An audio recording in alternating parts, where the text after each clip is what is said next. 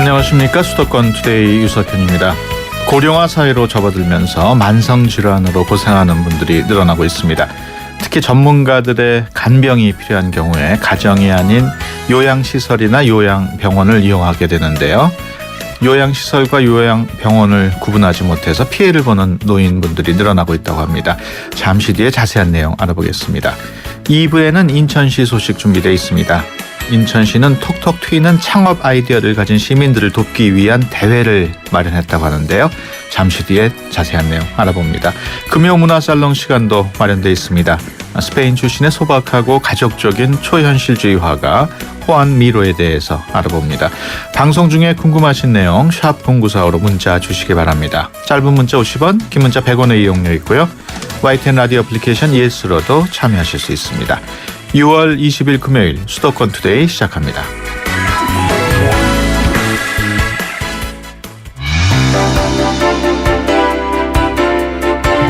여러분은 지금 YTN 라디오 수도권 투데이를 듣고 계십니다.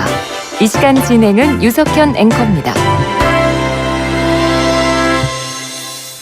많은 노인분들이 치매나 중풍과 같은 만성질환으로 고통을 받고 있습니다. 간병이 필요한 만큼 요양시설이나 요양병원을 찾는 노인들도 많이 늘어나고 있지만 여러 가지 문제점들이 나타나고 있다고 합니다.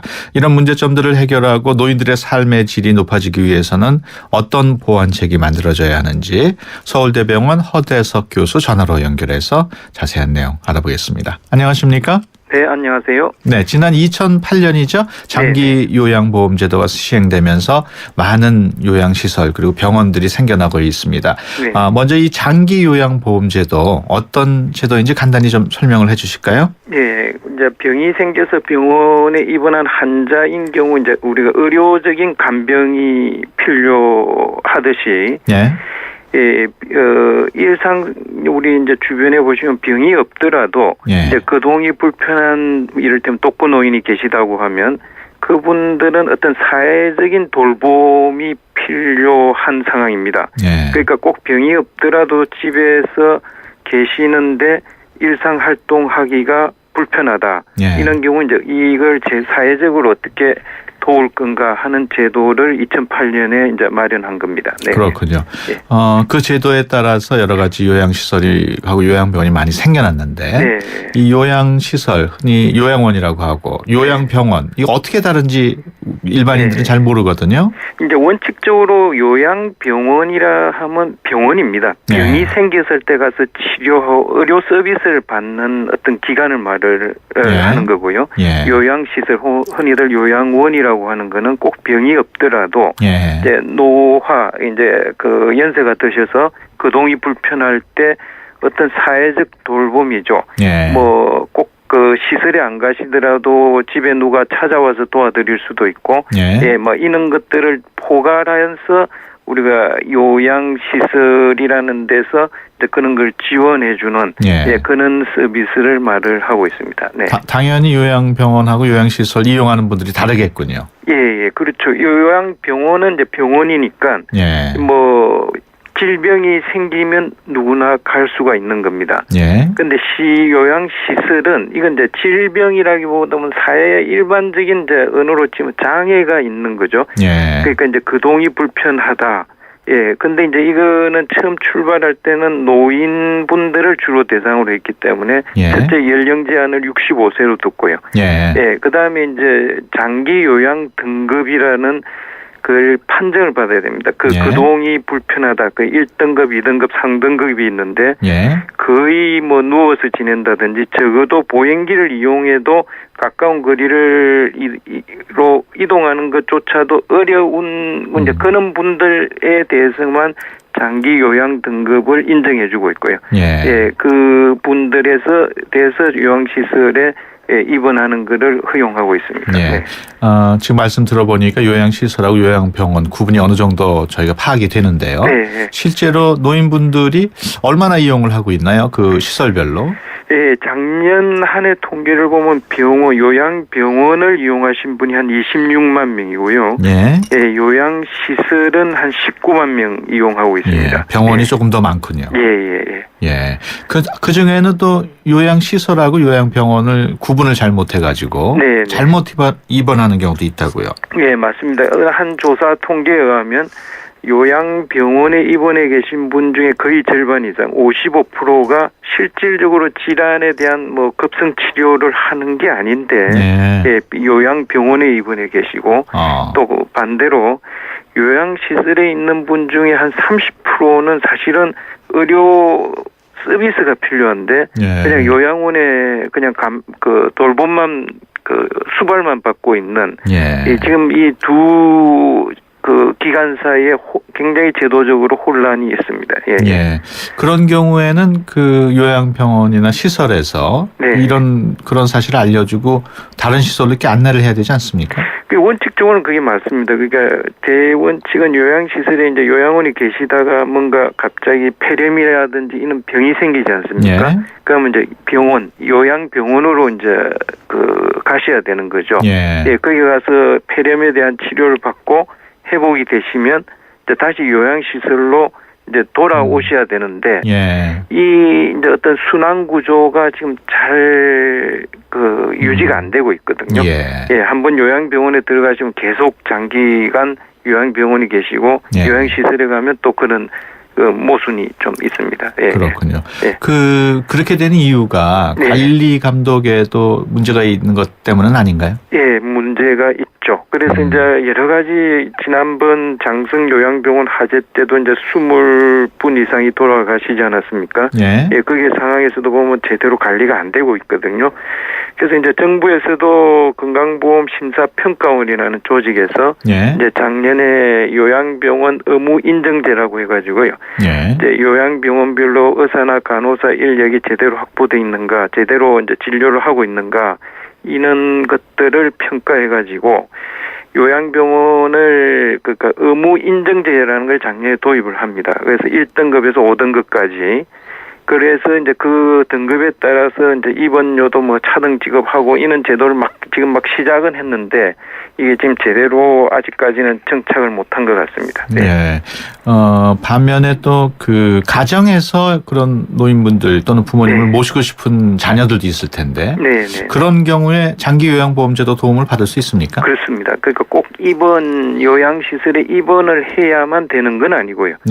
집에 계시면서 이제 흔히들 그걸 재가 서비스라고 하는데 집에 계시면서 갑자기 이제 낮에는 이제 직장에 가야 돼, 자녀들이 직장에 가야 되니까 주간에 어느 시설에서 이제 도움을 좀 맡아달라고 할 때 그런 걸 구청에 들어가시면요, 이제 그런 시설들이 지역 자치단체별로 있습니다. 그거는 주야간 보호 부분, 단기 보호, 또 방문 간호를 해주는 거 등등 다양한 서비스들이 지자체 홈페이지에 들어가면 다 등록이 돼 있습니다. 외국의 경우는 어떻습니까? 외국하고 이제 우리는 너무 이게 이제 시설 중심으로 환자분을 어떤 수용해가는 이런 식으로 지금 제도가 발전했는데요. 외국에서는 요양시설, 요양병원을 이제 영어 표현으로는 너싱홈이라고 하거든요. 이 가정의 연장선상의 주거 환경으로 생각하기 때문에 주로 이게 이제 지역사회 중심으로 재가 서비스를 하는 게 정책의 중앙에 서 있습니다. 그리고 이제 그 지역사회 중심으로 있는 거를 하다 보면 지역사회 내에 요양시설 외에도 뭐 어린이집이라든지 보육원이라든지 여러 가지 복지 시설들이 있지 않습니까? 그걸 이제 복합적으로 할머니 따로 떼놓고 애들 따로 떼놓고 하는 게 아니라 그게 이제 어떤 복합시설에서 서로 교감할 수 있게 이제 그런 방향으로 정책을 펴고 있습니다. 지금 말씀하신 도중에 우리 청취자 여러분께서 질문을 문자로 보내주셨는데 네네. 이게 허 교수님께 물어봐도 될 사항인지 모르겠습니다만은 그 0985번으로 문자를 주셨는데요. 네. 요양 등급을 받으려고 하는데 지금 거동도 못하고 병원에 계십니다. 병원에서는 나가라고 하고요. 근데 등급은 퇴원하고 받을 수 있다는데 퇴원을 못하는 상황인데도 등급을 받을 수는 없을까요? 아니 그게 병원을 통해서요. 신청을 하시면 이제 병원에서 그 복지사한테 그 예약을 하게 됩니다. 그렇군요. 와서 이제 사회복지사가 그 병원에 와가지고 등급 판정을 하게 됩니다. 그러니까 뭐 병원에 있으면서도 판정을 받을 수 있군요. 그거는 별개의 문제입니다. 알겠습니다. 끝으로 말이죠. 이런 노인 요양 문제 어떤 식으로 풀어나가야 한다고 생각을 하시는지 간단하게 좀 말씀해 주시죠. 전통적으로 우리나라는 이제 자식들이 부모님을 복양해야 되는 거죠. 근데 이게 사회적 구조나 가족 구조가 너무 변했거든요. 그러니까 이게 부모님, 노인분들 복양을 한 개인이 할 수는 없고요. 사회가 공동으로 이걸 문제를 해결해야 되고, 그다음에 지금 제도에서 개선해야 될 건 너무 지금 노인분들을 요양시설에 수용하는 방식으로 지금 이게 제도화가 진행이 돼 있어서, 그러니까 제가 서비스를 강화하면서 지역사회 중심으로 이제 가족들하고 환자가 서로 언제든지 교감할 수 있게 그런 방향으로 재편되는 것이 바람직하다고 생각합니다. 알겠습니다. 네, 지금까지 서울대병원 허태석 교수와 함께했습니다. 오늘 말씀 고맙습니다. 네, 감사합니다.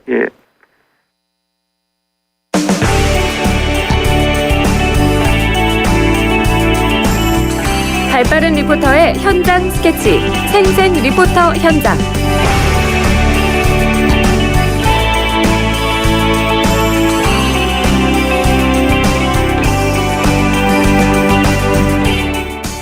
네, 수도권의 다양한 소식 리포터의 취재로 전해드리는 시간입니다. 오늘은 이윤지 리포터와 함께합니다. 안녕하세요. 네, 안녕하세요. 네, 오늘 어떤 소식인가요? 네, 서울시에서는 버스 민원의 주요 문제인 운전자의 친절도와 운행 실태 또 차량 환경을 집중 조사하고 개선하기 위해서 버스 운행 실태 점검을 실시하고 있습니다. 그런데 방식이 암행 점검, 즉 조사 요원이 승객으로 가장해서 버스에 탑승하고 평가하는 것이기 때문에 버스 기사들의 스트레스가 높다고 하는데요. 실제로 저희 앞으로 온 한 버스 기사의 제보를 바탕으로 이번 취재가 이루어졌습니다. 그 자세한 소식 담았습니다. 그런 점검 방식에 대한 불만의 목소리가 높겠군요. 네, 저희에게 제보를 한 기사는 군포의 한 시내버스의 신모 기사인데요. 인터뷰를 시도했지만 연락이 닿지 않았습니다. 하지만 처음에 나온 내용은 이렇습니다. 버스 운행 실태 점검 평가를 바탕으로 버스 회사에 등급을 매기면서 회사에서는 기사들에게 불이익을 준다는 점인데요. 그리고 조사 요원들도 감정적인 부분을 더해서 평가를 하다 보니 기사들이 스트레스를 많이 받는다는 내용입니다. 이에 대한 자세한 얘기 들어보기 위해서 서울시 버스 노동조합을 찾았습니다. 이태주 정책기획국장 만나보시죠. 이제 여객자동차운수사업법 시행 규칙에 명시된 조항이기 때문에 공공부분이라 이런 식의 감찰 제도가 법적 어떤 허용의 근거는 갖고 있습니다만은 일하는 조합원 입장에서는 가장 스트레스를 많이 받는 부분입니다. 마리조아 모니터링이라고 이야기하면 실적으로 이제 암행 감찰이라는 표현이 오히려 더 적절할 겁니다. 그러니까 신문을 숨긴 채 타고 운전 식권을 일일이 체크한다라는 거는 당하는 사람 입장에서는 일종의 감시받는 개념이거든요. 그런데 모든 평가는 누구나 인정할 수 있는 명확성이 담보되지 않으면 그건 평가라고 할 수가 없습니다. 이 서울시에서 갖고 있는 평가 항목 중에 몇 개 항목의 경우에는 점검원의 상황 논리나 점검원의 기분에 따라서 좌우될 수 있는 항목들이 있습니다. 가령 불친절하다라고 이야기하는데 요금을 내지 않은 승객에 대해서 조합원이 지적을 하고 요금을 받는 과정에서 서로 온정이 오간다. 이건 업무 수행상 정당한 요금 수수행위고 반드시 해야 될 의무인데 그거 자체가 점검원이 보기에는 불친절로 비춰질 수 있다는 거죠. 이런 지표들이 문제가 있는 거죠. 네, 평가 항목의 문제점들을 잠깐 들을 수 있었는데 어떤 항목들인가요? 네, 점검 내용은 크게 4가지로 나뉩니다. 친절도와 안전운행, 운행 실태, 차량 내 외부 상태인데요. 앞서 친절도 부분을 얘기를 들으셨는데 그뿐 아니라 차량 청결도 부분에서도 운행 중에 승객이 버리고 간 쓰레기에 대해서 조사원이 중간에 탑승을 했을 경우 지저분하다고 평가할 수 있는 문제가 있다고 합니다.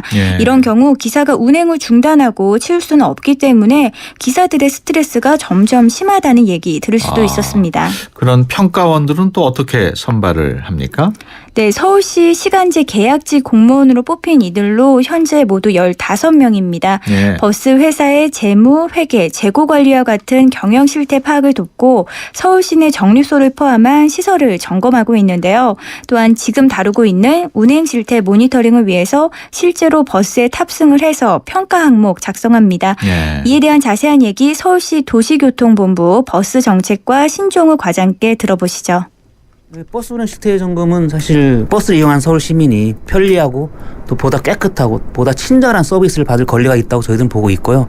그런 부분에 대해서 실제로 운행을 하시는 분이 친절한지 또 깨끗하게 버스를 운행을 하는지 안전하게 운행을 하는지를 점검하는 그런 차원이 되겠습니다. 시민의 눈높이에서 보는 것이 중요하다 판단되기 때문에 뭐 남녀노소 골고루 안배해서 운전 버스 경력 1년 이상이신 분들을 최근에 한 4분 정도 더 뽑았습니다. 한 10분 정도 더 운전 경력 있으신 분을 뽑으려고 저희 준비를 하고 있습니다. 운전한 경험이 있으니까 본인의 경험도 있고 또 시민의 눈높이도 되고 그래서 더 나은 점검을 통해서 편의를 제고하는 데 도움이 되지 않을까 해서 체크리스트를 가지고요. 적어도 20분 내지 30분 정도 실제 그 버스를 탑승을 해서 또 기사분이 친절한지 청결이 깨끗한 상태인지 그런 거를 눈으로 보고 또 귀로 듣고 체감하면서 체크를 해가지고 하는 거기 때문에 감정적이나 즉흥적인 점검이라고는 저희들은 생각하지는 않습니다. 네, 지금 말씀을 들어봤습니다만 이런 평가로 기사분들에게 불이익이 갈 수도 있습니까? 네, 먼저 이 평가는 2006년 버스 운송 업체 간 선의의 경쟁을 유도하고 서비스 개선을 도모하기 위해서 도입이 됐습니다. 네. 1년 단위로 평가를 해서 결과에 따라서 업체별로 성과 이윤을 차등 배분하고 있는데요. 기준에 미달하는 업체는 금전적 불이익을 주기 때문에 아무래도 버스 회사 입장에서는 기사에게 압박을 주는 곳도 생기지 않나 싶습니다. 그렇다면 버스 회사는 아무리 경영을 잘해도 버스 기사의 운행에 따라서 금전적인 불이익을 받을 수도 있는 거네요. 사실 그렇다고만은 볼 수 없습니다. 네. 이유는 평가 지표가 안전관리와 서비스 개선, 경영 합리화 이 3가지 평가 분야의 8가지 지표 27항목으로 구성이 되고 그중에 한 항목이 바로 이 버스 운행 실태 점검이기 때문입니다. 하지만 버스 기사들이 가장 밀접하게 접하는 항목이기도 하고 이기 때문에 이런 불만의 목소리가 이어지고 있는 것으로 보이는데요. 네. 때문에 시에서도 최근에 버스 기사들의 민원 제기가 이어지면서 수정과 보완 계획을 밝혔습니다. 어떤 내용인지 들어보시죠. 서울시 도시교통본부 버스 정책과 신종우 과장입니다. 사실 2006년도 초기에 비해서 지금 서울시 내 버스 만족도는 계속 올라가고 있고 많은 서울 시민들이 버스를 편리하고 안전하게 이용하고 있다는 그런 말씀을 많이 듣고 있습니다. 그래서 버스 운행 실태 점검은 저희들이 앞으로도 좀 계속 검토를 하고 그 대신 일부 보완상 예를 들어서 뭐 그 버스 운송 종사자들의 불만 그런 것도 계속 저희들이 의견을 수렴을 해서 평가 내용도 좀 바꾸고 버스 안전 점검 평가 내용 가지고 징계라든지 불이익을 준 회사가 있다 그래서 이거는 시민에게 보다 친절하고 안전한 서비스를 제공하기 목적이지 운수 종사자에게 불이익을 주려는 게 아니기 때문에 저희들이 앞으로 버스 점검 실태를 빌미로 해서 징계를 주지 않도록 공문을 시행할 계획으로 있습니다. 앞으로도 사전에 모여서 교육도 하고요. 평가 내용에 대해서 노조라든지 운수종사 의견을 들어서 좀 수정을 하려고 그런 좀 조정을 하고 있습니다. 그래서 정량적 평가 유지되고 정성적인 평가는 좀 최소화될 수 있도록 평가 내용도 좀 바꿔볼 계획으로 있습니다. 네, 승객들의 자세도 한번 생각해봐야 할 것 같네요. 네, 요즘 들어서 버스 기사에게 폭언을 하거나 소란을 피우는 승객에 대한 소식을 자주 접할 수 있는데요. 버스 운행 환경 개선을 위해 승객 스스로의 자세와 또 승객을 대하는 기사의 자세 모두 생각해 보게 됩니다. 이에 대한 의견 들어봤습니다. 서울시 버스 노동조합 이태주 국장입니다. 저희들이 이제 조합원 분들이랑 대화를 하다 보면 이용 시민들의 어떤 시민 의식, 뭐 승차 질서, 하차 질서 이런 문제에 대한 지적이 많습니다. 그러다 보니까 정류장 안내 방송을 하는데요. 사이사이에다가 시민 의식을 고양시킬 수 있는 계도 문안을 넣는다거나 하는 방식도 극적으로 서울시에 건의해 놓은 상태입니다. 단순히 운전기사가 서비스 공급자로만 해서 무조건 친절을 우선 세우다 보면 안전에 문제가 생길 수가 있습니다. 근데 안전과 친절이 동시에 잡아야 되는데 불가피하게 안전을 위해서 급제동을 하는 경우도 생길 수가 있습니다. 있습니다. 그럴 경우에 짜증을 내거나 하기보다는 운전하시는 분이 승객들을 보호하기 위한 조치다라는 이해의 측면도 가질 필요가 있습니다. 그러니까 같은 서울 시민들이거든요. 운전기사도. 일방적으로 너무 많은 걸 요구하거나 폄하해서 폭언을 한다거나 하는 행위들은 시민들 스스로가 자제를 해주시기를 정말 바랍니다. 또 승객이 없는 시내버스는 존재할 이유가 없거든요. 따라서 운수 서비스 업종이라는 개념으로 의식 전환들을 좀 하실 수밖에 없고, 시대 흐름이 또 그러도록 교육이나 이런 부분에 대해서 스스로 느낄 수 있도록 많은 부분을 계도하고 진행해 나가겠습니다. 네, 승객과 운전자 서로 모두 이해하고 배려하는 자세로 더욱 안전한 운행 환경이 갖춰지길 기대해 봅니다. 네, 지금까지 이은지 리포터였습니다. 오늘 말씀 고맙습니다. 네, 고맙습니다. 기차를 타고 가는 당신이 지금 창밖을 봅니다. 1번 풍광 좋은 자연, 2번 이국적 정치의 도시. 무엇이 보이나요? travel.koreanair.com에서 당신의 여행 타입을 테스트해보세요. Excellence in Flight, Korean Air. G3로 작품 사진을 찍는 법. 그냥 찍어. 레이저로 잡는 오토포커스로 터치하는 순간 작품 사진. 심플, 그 새로운 스마트. LG G3. 33%님이 보내주셨네요. 히어로빠, 카스라이트 모델이잖아요. 카스라이트 한 박스만 보내주세요. 뿌잉뿌잉. 자, 노래 띄워드립니다. 안 돼, 다 내 거야. 칼로리를 33% 내린 맛있는 맥주 카스라이트. 내비 따라서 가는데 왜 이렇게 막히는 거야? 답답해하지 말고 실시간 교통정보가 반영되는 올레 내비하세요. 그래, 올레 내비로 바꾸니까 막힘없이 쭉. 올레 내비 지금 통신사 관계없이 무료로 다운받으세요. 올레. 기변화예요. 저의 다음 계획 궁금하시죠? 앞으로 강원 평창수와 함께 준비하겠습니다. 평창 동계올림픽을 준비하는 깨끗한 물이니까요. 강원 평창수 마시면서 같이 준비하실래요? 평창 동계올림픽 공식 먹는 샘물. 강원 평창수. 미세먼지 많은 날엔 깨끗하게 쿠쿠 청정. 비 오는 날엔 산뜻하게 쿠쿠 제습. 공기청정기와 제습기가 만나 1년 내내 쿠쿠 하이브리드 365. 네, 수도권 투데이 1부 여기서 마치고요. 잠시 뒤 2부에서 뵙겠습니다. 2014 YTN 연중기획 함께하는 미래 창조 대한민국. 다일 공동체 대표를 맡고 있는 최일도 목사입니다.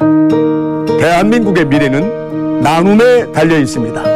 밥 냄새가 너무도 그리운 시대인 것 같습니다. 한 상에 둘러앉아 밥을 나누면서 정을 나누고 사랑을 나누던 이 나눔의 문화가 점점 핵가족화를 맞이하면서 너무 혼자 밥상을 대하는 세대들이 많아졌는데요. 밥부터 나누면 됩니다. 대한민국의 밝은 미래는 나눔에 달려 있습니다. 지금부터 여기부터 작은 것부터 할 수 있는 것부터 나부터 나누자고요. 2014 YTN 연중기획 함께하는 미래 창조 대한민국. 스토리가 있는 금융 KB국민은행과 함께합니다. 좋은 정보 다 모여있는 YTN FM 라디오. 오늘 함께하는 이 하루가 좋은 걸 유익한 라디오 수도권 투데이. YTN 수도권 투데이. 네, 수도권 투데이 2부 시작합니다. 인천시가 제물포 스마트타운 창업 경진대회를 엽니다. 참신한 창업 아이디어를 가진 시민이라면 누구나 참여할 수 있다고 하는데요. 인천시의 아시안게임 소식과 함께 인천시 행정 탐방 시간에 자세한 내용 알아보겠습니다. 금요 문화살롱 시간에는 놀이처럼 자유로운 작품을 그렸지만은 몇 년에 걸쳐 작품을 완성하기도 했던 스페인 출신의 초현실주의 화가죠. 호안 미로에 대해서 알아봅니다. 방송 중에 궁금하신 내용 샵 0945로 문자 주시기 바랍니다. 짧은 문자 50원, 긴 문자 100원의 이용료 있고요. YTN 라디오 애플리케이션 ES로도 참여하실 수 있습니다. 수도권 투데이 2부 뉴스 브리핑으로 시작하겠습니다. 이윤지 아나운서 전해주세요. 네, 수도권 뉴스 브리핑입니다. 오늘 서울 등 내륙 지방은 무더위 속에 오후 늦게부터 소나기가 내리겠고 제주도는 북상하는 장마 전선의 영향을 받겠습니다. 기상청은 오늘 서해상에서 다가오는 기압골의 영향으로 전국이 점차 흐려지겠고 중서부와 경북지방은 오후 늦게부터 밤사이 5에서 20mm의 소나기가 내리겠다고 밝혔습니다. 기상청은 주말인 내일은 전남과 영남지방까지 장맛비가 확대되겠고 서울 등 중부지방은 기압골의 영향으로 오전 한때 비가 조금 내릴 것으로 내다봤습니다. 제394차 민방위 훈련이 오늘 오후 2시 화재 대피와 긴급 차량 길터주기를 주제로 전국에서 일제히 실시됩니다. 세월호 참사 이후 처음 열리는 이번 민방위 훈련에서는 전국의 화재 대피 훈련이 지난 1975년 민방위가 창설된 이후 처음으로 시행됩니다. 일당 5억 원짜리 노역형으로 논란이 된 허재호 전 대주그룹 회장처럼 황제 노역을 선고받은 이들이 더 있는 것으로 확인됐습니다. 법무부가 국회 법제사법위원회 소속 새누리당 김회선 의원에게 제출한 자료를 보면 벌금을 내지 못해 노역으로 대체하는 환영유치 처분을 받은 사람 가운데 하루 1억 원 이상으로 책정된 경우가 최근 5년 동안 한번 있게 됐습니다. 지금까지 수도권 뉴스 브리핑이었습니다.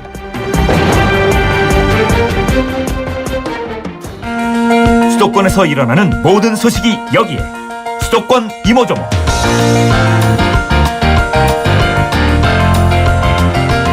네, 인천시에서 참신한 아이디어를 가진 시민들을 찾고 있다고 합니다. 제물포에서 스마트타운 창업 경진대회를 연다고 하는데요. 어떤 내용인지 아시안게임 준비 상황과 함께 알아보겠습니다. 오늘도 인천시 대변인실 윤병철 SNS 팀장 전화로 연결돼 있습니다. 안녕하세요. 네, 안녕하세요. 네, 먼저 아시안게임 소식부터 알아볼까요? 북한이 아시안게임 인원 엔트리를 제출했다고요? 네, 그렇습니다. 북한이 손광호 국가올림픽위원회 부위원장 겸 사무총장 명의로 아시아올림픽 평의회에 축구를 포함한 14개 종목에 선수 150명을 아시안게임 인원 엔트리로 제출하였습니다. 14종목에 150여 명. 규모가 조금 작은 거 아닙니까? 네, 2002년 부산 아시안게임 때는 18개 종목 184명보다 규모는 좀 작습니다. 8월 15일경 최종 명단 엔트리가 접수되면 인원 확대 가능성을 배제할 수는 없습니다. 예. 주로 어떤 종목에 출전하고 또 남녀 선수 비율은 어떻습니까? 네, 남녀 축구를 포함하여 수영, 양궁, 육상, 복싱, 유도, 체조, 사격, 탁구, 역도, 레슬링, 공수도, 카누, 조종 종목에 남자 70명, 여자 80명으로 메달 획득이 가능한 강세 종목을 중심으로 엔트리를 구성한 것으로 보고 있습니다. 예. 이번 종목에 공수도도 포함이 돼 있네요. 네, 그렇습니다. 예. 인천 아시안게임 촌장이 선임이 됐다고요? 네, 그렇습니다. 현재 19대 국회의원이며 1973년 사라예보 세계 탁구 선수권 대회 여자 단체전 우승의 주역이었던 이에리사 의원을 선수촌장으로 선임하였는데요. 네. 오는 8월 8일부터 10월 7일까지 선수촌의 공식 대표자로 활동을 하시며 선수들의 안전과 편안한 생활을 책임지고 선수촌을 방문하는 주요 인사들을 영접하는 역할을 맡게 되십니다. 예. 아시안게임 선수촌 준비 잘 되어가고 있습니까? 네. 규모는 어느 정도인가요? 네. 선수촌은 9월 5일 개천 예정이고요. 10월 7일까지 운영이 됩니다. 네. 9월 아시아드 선수촌 아파트 22개 동 6,660실에 1만 3천여 명의 선수와 임원들의 숙소가 마련되어 있습니다. 이와는 별도로 미디어촌도 운영하는데요. 15개 동 2,959실에 2,900여 명의 국내외 미디어 관계자 숙소도 준비되어 있습니다. 예. 아시안게임을 취재할 유스 리포터, 그러니까 청소년 기자들을 모집한다고요? 네, 그렇습니다. 인천시 거주 중학생을 대상으로 중급 이상의 영어 구사 능력을 갖추고 인천 아시안게임을 취재할 유스 리포터를 현재 모집하고 있습니다. 예. 어떤 일을 하게 되나요? 네. 아시안게임 주관기관인 아시아올림픽 평의회와 인천 아시안게임 조직위원회가 공동으로 공개경쟁 과정을 통하여 아시아 전역에서 선발된 청소년 기자들인데요. 9월 26일부터 10월 4일까지 인천 아시안게임 취재활동과 아시아 각국 청소년 기자들과 교류활동을 하게 됩니다. 예. 그런 리포터가 되기 위해서 신청은 어떻게 하면 됩니까? 네. 접수기간은 6월 27일까지이고요. 신청 방법은 인천 아시아 경기대회 조직위원회 홈페이지를 방문하시어 뉴스 리포터 선발 공고문을 숙지하신 후 지원서를 제출하시면 되고요. 기타 궁금하신 사항은 지역번호 458국에 2364번으로 문의하시면 됩니다. 예. 인천 시정 소식도 한번 알아볼까요? 그 재물포 스마트타운 창업 경진대회가 열린다고요? 네, 그렇습니다. 제5회를 맞는 재물포 스마트타운 창업 경진대회는 인천정보산업진흥원이 우수 기술 또는 아이디어를 보유한 예비 창업자를 발굴하여 자금 지원을 통해 인천 지역 스타 창업 기업을 육성하기 위한 것입니다. 네. 이번 대회는 크게 일반부와 특별부로 나누어 진행되는데요. 일반부는 지역에 관계없이 우수 창업 아이템을 갖고 있는 예비 창업자시라면 누구나 참여가 가능하시고요. 특별부는 재물포 스마트타운 창업스쿨 수료자들이 참가하게 됩니다. 네. 그 대회 입상자들한테는 어떤 혜택이 있습니까? 네. 일반부 5명, 특별부 5명의 본선 진출자를 선발하는데요. 본선 진출자에게는 상금 300만 원을 지원하고 본선 당일에 투자 전문가 등 창업 관련 전문가가 시상금을 베팅하는 방식으로 최대 7천만 원까지 추가 상금 확보가 가능합니다. 네. 또한 입상자에게는 해외 연수 기회와 엔젤 투자 지원 연계 및 마케팅을 지원하고 특히 대상 수상자는 중소기업청이 주최하는 2014 대한민국 창업리그 전국 본선 진출 자격이 주어지고요. 500만 원의 상금과 부상이 추가로 지원되게 돼 있습니다. 예. 그 대회상 참가 신청 어떻게 하면 됩니까? 네. 재물포 스마트타운 홈페이지를 방문하시어 참가 신청서와 창업 계획서를 작성 후 7월 3일까지 이메일, 우편, 직접 방문을 통해 접수하시면 되고요. 창업을 희망하시는 분들의 많은 관심과 참여를 부탁드립니다. 네. 기타 궁금하신 사항은 지역번호 032-725국에 3061번으로 문의하시면 됩니다. 네, 알겠습니다. 그 인천경제자유구역청에서 도시개발 모델을 해외로 수출한다고 하는데 어떤 내용인가요? 네, 그렇습니다. 2010년 에콰도르 대통령이 방한 시에 공식적인 요청에 의해 추진하게 되었습니다. 네. 2012년 4월 인천경제자유구역청과 에콰도르 투자개발청 간 1,000만 불 상당의 지식기반 도시개발 컨설팅 계약을 체결하였는데요. 2년 2개월간의 에콰도르 야차이시에 인천경제자유구역 중 한 곳인 송도 국제도시를 모델로 한 지식기반 도시개발 마스터플랜 컨설팅이 성공리에 완료되어 국내 최초로 도시개발 모델 해외 수출 1호로 인정받고 있습니다. 네, 알겠습니다. 지금까지 인천시 대변인실 윤병철 SNS 팀장이었습니다. 오늘 말씀 고맙습니다. 네, 고맙습니다.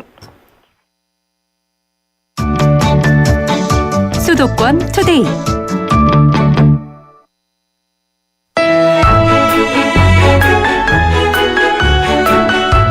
금요 문화살롱. 김민성 큐레이터가 전해주는 서양미술사 이야기.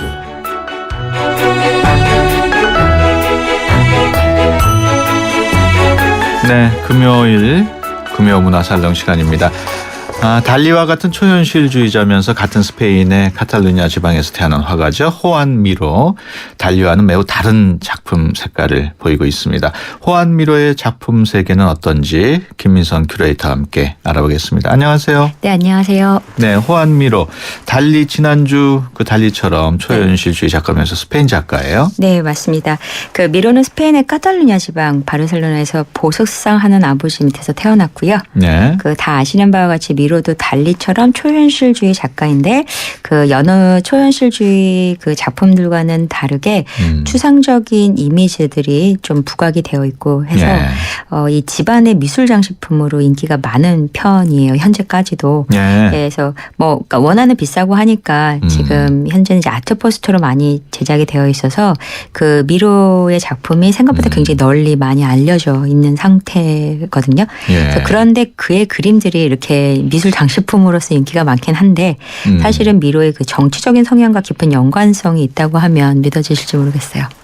정치적 성향을 그림만 봐서는 잘 모를 것 같은데. 네, 달리처럼 미로도 카탈루냐 지방에서 태어났거든요. 그래서 스페인에 있어서 그 카탈루냐라는 지방이 그 굉장히 독특한 곳인데 그 현재까지도 거의 그 자치국처럼 별도의 언어를 굳이 사용을 하고 있다고 들었고요. 그다음에 고유의 것을 또 쓰고 또 정책도 별도로 세우고 이러는 좀 그 미로가 살았던 시대처럼 여전히 스페인으로부터의 그 독립을 꿈꾸는 그런 매우 독특한 지방이라고 알고 있습니다. 예. 근데 물론 이제 미로가 살았던 당시에도 이 카탈루냐 지방엔 나름의 정체성으로 아이들이 교육을 받았고 또 독립을 위한 다양한 투쟁들도 있었고요.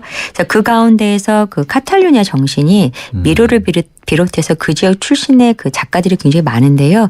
그 지역 출신 작가들에게 많은 영향을 끼쳤다고 할 수 있는데 이제 미로도 그런 영향을 받았죠. 그 카탈루냐 정신이라는 게 과연 어떤 걸까요? 예, 이게 이제 약간 역사적으로 들어가게 되는데요. 예. 그 스페인이 원래 4개 정도 이렇게 지방으로 나뉘어 있대요, 크게. 예. 근데 이 지역들이 여러 차례 전쟁을 겪고 또 정치적으로 이제 어떤 그런 이슈들이 휘말리다가 스페인이라고 하는 이제 거대 권력화 이제 통폐합되어야 했었던 상황인데 예. 그 가운데 이제 카탈루냐는 다른 지역에 비해서 유난히 문화적으로 발달되어 있고 또 이게 되게 독자적이고 이제 아름다운 또 자국의 언어도 그 자치 언어도 가지고 있었다고 해요. 근데 이제 하나의 정권 하에 놓여 있어야 이제 직성이 풀렸던 스페인 정부가 그 카탈루냐의 이러한 확고한 정치성이 꽤 골치가 아팠다고 하죠. 예. 그래서 결국 언어와 문화, 풍습 같은 것들을 탄압을 하기 시작을 했대요. 그래서 바로 그러한 지점에 그 카탈루냐 사람들이 반발을 하며 소위 독립운동 비슷한 그런 흐름이 일어나게 되고 거기서 발현된 것이 카탈루냐 정신이라고 할 수 있습니다. 예.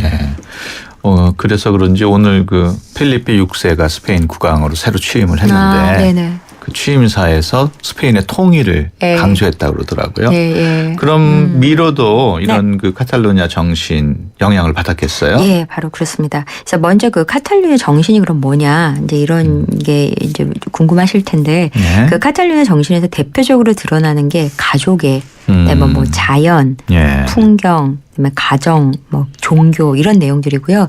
그 중에 이제 종교적인 내용들이 좀 굉장히 비중을 많이 차지하면서 그 카탈루냐 정신의 또 베이스에는 그 종교적 성향이 굉장히 강하게 깔려 있다고 해요. 예. 그래서 이러한 내용들은 이제 말이 독립이지 사실은 그 르네상스처럼 이 카탈루냐 지방 자체의 어떤 문화 예술을 새롭게 부흥시키려는 움직임에 더 가깝다고 볼 수가 있고요. 예. 그래서 거기서 이제 부각된 것이 바로 이 카탈루냐 정신이라고 할 수 있는데 바로 이러한 카탈루냐 정신의 영향들이 미로의 이제 작품들 곳곳에 배어나기 시작을 하는 거예요. 예. 그래서 작품 제목에서부터 물씬 풍겨나는 것도 있는데 예를 들면 카탈루냐 풍경 이제 사실은 이제 사냥꾼을 이제 묘사한 작품이고요. 예. 그 이제 자연 풍경 그다음에 해학적인 거를 좋아했던 미로기 때문에 동물이나 이런 것들을 되게 재미있게 해체해서 재구성하고 화려하게 이렇게 표현을 하는데 예. 거기에 이제 이 사냥꾼이라고 하는 작품도 그러한 것 중에 하나인데 제목을 굳이 카탈루냐 풍경이라고 하죠. 그래서 여기에 보면은 이제 고향의 산과 언덕에 사냥하는 모습을 아주 재미있고 우스꽝스럽게 표현해 놨고요. 네. 그의 소재와 주제는 늘 이렇게 향수가 고향에 대한 향수가 서려 있긴 하지만 그의 조형 언어 즉 그림을 표현하는 방법들은 모더니즘의 중요한 획을 긋게 되죠. 어떤 점에서 이렇게 중요한 획을 긋게 됩니까? 초현실주의 작가 가운데 미로처럼 조형적 테크닉을 체계적으로 이렇게 설명해 놓고 실행한 작가도 아마 없지 않을까 싶은데요. 예. 그러니까 물론 이제 가까이 지냈던 앙드레 브루통이 그러니까 초현실주의 일종의 어떤 창립자, 뭐 문학과 미술을 다 아울러서 그래서 이러한 그 미학적 정성들 그 브루통의 미학적 정설들이 이제 도움이 되기도 했겠지만 예. 그래도 미래의 조형세계는 참 독특한 말들을 이렇게 만들어내거든요. 예. 그래서 이제 스페인의 그 나치를 피해서 파리로 넘어와요. 미로가. 예. 그러면서 이제 작가로서의 초창기에 이제 파리에서 지내면서 미로는 거의 야수파적인 그림을 그리죠. 아주 생생한 원색 계열의 작품을 보여주는데 북쪽, 남쪽 이런 작품을 보면 네. 그 빨간색의 화려한 보색들이 배어되어 있고 또 불안한 구도로 쏟아질 것 같은 구도로 그려져 있어서 긴장감이 잘 나타나 있거든요. 예. 그러면서 또 넘어가면서 바로 또 큐비즘의 영향을 받으면서 거기서 아주 정갈하고 반듯한 그런 파나 같은 그 이미지들을 그려내는데 예. 여기 농장이라고 하는 작품 같은 데 보면 우측에 난데없이 빨간색 사각형이 대담하게 딱 그려져 있어요. 마치 예. 이렇게 띠를 두른 것처럼 예. 이게 이제 그가 곧 관심을 갖게 될 기하학적인 요소하고 관련이 있죠. 그래서 이런 점에서 이제 점점 그 아주 체계적인 사고 체계를 가지고 그 한꺼번에 일어났던 다양한 모더니즘을 소화해 나가고 있는 예. 거를 볼 수가 있고요. 예, 이제 여기서 이제 본격적으로 이제 또 다른 미로의 어떤 스타일이 만들어지는 거군요. 예, 그 스타일도 보면은 그 이제 큐비즘에서의 어떤 그런 스타일식으로 해서 그 해체됐다가 또 재조합된 이런 동물들이 되게 많이 등장을 해요. 되게 네. 우습게 생겼는데 아니 재미있게 생겼죠. 예. 그래서 이제 이러한 것들이 큰 화면에 듬성듬성 배치되고요. 그리고 이 이미지들에 또 그냥 하얗게 두는 게 아니라 되게 야수파적인 색깔로 원색으로 예. 되게 또 알록달록하게 예쁘게 칠을 해요. 예. 그래서 이제 모더니즘의 다양한 그 성을 그 자기 스타일대로 막 표현을 했다고 할 수 있죠. 네, 그래서 그렇군요. 예. 그 미로에게 있어서 초현실주의는 자국의 현실을 넘으려고 했던 통로가 아니었을까 하는 생각이 들어요. 네, 지금 이제 여기서 보면 카탈루냐 정신을 이렇게 보여주기도 하고 이런 예. 걸 느낄 수는 있지만 사실 미로 정도 되면은 대놓고 이제 그 선전할 수도 있었거든요. 그 예. 카탈루냐 독립이나 이런 거를. 근데 굳이 또 그런 거에 얽매이지는 않아요. 예. 그러면서 또 자신의 왕성한 어떤 상상력을 근간으로 좀 낯설지만 강력한 이미지들을 등장시켜서 그렇게 해서 또 자신이 어떠한 그런 그 애향심, 예. 그 카탈루냐에 대한 그런 사랑 같은 것들을 그 그림을 통해서 전달하고 그런 식으로 메시지를 전달했기 때문에 예. 오히려 그 대중과의 친근한 이미지를 통한 메시지여서 더욱더 강하게 또 대중들에게 전달되지 않았을까. 그래서 이제 미로가 인기를 얻게 되지 않았을까 싶고요. 예. 그 초현실주의 그림들은 이런 메시지를 위해 특별한 그 미술 기법을 사용을 하는데 이렇게 오토마티즘이라는 걸 하거든요. 오토마티즘. 네. 처음 들어봐요. 아, 이게요. 자동 기술법 뭐 자동 이런 기술법. 예. 오토매틱에서 나온 거. 예, 맞습니다. 그래서 예. 이제 막 이렇게 작가들 중에 그 진짜 이렇게 그 소설 쓰는 작가들도요. 예. 이렇게 막 졸릴 때만 써요, 소설을. 그래서 이제 그 의식과 무의식의 경계에서 이제 막 글을 쓰면 그 이상한 말 막 써놓잖아요. 예. 그게 이제 또 진정한 작품이다라고 아. 하고 또 이제 외술가들 중에서도 이게 몽롱할 때 그럴 때 작업을 하죠. 예. 네, 그래서 어쨌든 이러한 기법들은 그 미로에서 되게 독특하게 나오는데요. 화면에 만약에 붓을 하나 탁 그 물감을 떨어뜨려 놓고 물감이 지 혼자 싹 번지게 냅둬요. 예. 그리고서는 그걸 갖고 이제 작품이다. 그래서 이제 이런 작품을 하는데 그게 이제 대표적인 이제 블루2 같은 작품을 꼽을 수가 있죠. 예. 그래서 이렇게 굉장히 미로 작품들은 이렇게 인기가 많아지고 또 미로는 또 어렵게 또 이제 돈을 벌게 돼서 부자가 되는데 또 그 전 재산을 다 쏟아 부어서 자기 미술관을 지어요. 예. 그리고 이제 그 미로가 마요르카 섬에서 사실은 죽거든요. 이제 굉장히 예. 좋아하는 그 마요르카로 가서 거기서 살다가 이제 그곳에 죽게 되는데 그쪽에도 이제 자기가 죽기 한 2년 전에 또 자기 미술관을 세우죠. 예. 그러면서 이제 그 미술관을 세우는 이유가 자기 작품을 막 보여주기 위해서 세운다기보다는 새로운 어떤 인재를 양성하고 하는 데에 근거지가 될 수 있길 바라는 마음으로 이렇게 그런 걸 막 만들죠. 예. 그래서 어쨌든 그 미로는 어떻게 보면은 굉장히 해학과 이제 원수주의적인 미를 그 모더니즘 정서에 잘 접목시킨 그런 진정한 초현실주의의 대표 작가가 아닐까라는 생각을 하게 되죠. 예. 앞서 그 미로의 작품이 일반인들 집 가정에 많이 걸려 있고 네, 진짜 많이 걸렸어요. 원화는 너무 비싸서 이제 인쇄로 된 게 예, 걸렸다 맞아요. 그러는데 예. 그런 거는 얼마 정도면 살 수 있어요? 아, 그 아트 포스터는 진짜 천차만별인데요. 예. 같은 거라도. 예, 그러니까 보통 미술관 샵이라고 하잖아요. 예. 그 미술관에 가면은 거기에 이렇게 아트샵이든 이런 샵들이 있는데 그 샵에서는 그 1등급부터 한 10등급까지 나뉜다고 보면은 굉장히 잘 프린트 된 것부터 이제 뭐 싸구려로 프린트 된 것도 있긴 한데 그런 데서 구매를 하실 수 예. 있죠. 주머니 사정에 맞게 구매 알겠습니다. 가능하십니다. 네, 지금까지 김민선 큐레이터와 함께했습니다. 오늘 말씀 고맙습니다. 네, 감사합니다.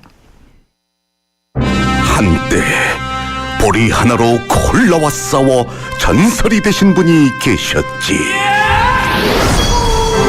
국내 최초 보리 탄산음료로 콜라의 아성을 흔들었던 맥콜. 다 전설을 맛보리 맥콜. 잘생겼다 우리 모두 잘생겼다 잘생긴데 무슨 이유 필요한가요 기죽지마 힘을 내봐 그대로도 잘생겼어 챙겨줘서 고마워요 잘생겼다 황대역 LGA SK텔레콤 같은 차라도 타는 사람이 다르면 자동차 보험도 달라야 하는 거 아닌가? 악사가 시작합니다. 운전자 라이프에 최적화된 악사 맞춤 자동차 보험. 꼭 필요한 보장을 합리적인 가격으로. 악사 홈페이지에서 5분 안에 확인하세요. 악사 다이렉트. 가입 시 유의사항을 꼭 확인하세요. 33%님이 보내주셨네요. 헤어로빠 카스라이트 모델이잖아요. 카스라이트 한 박스만 보내주세요. 뿌잉뿌잉. 자, 노래 띄워드립니다. 안 돼. 다 내 거야. 칼로리를 33% 내린 맛있는 맥주 카스라이트. 아이언2를 가졌다. 세상에 없던 메탈릭 컬러를 가졌다.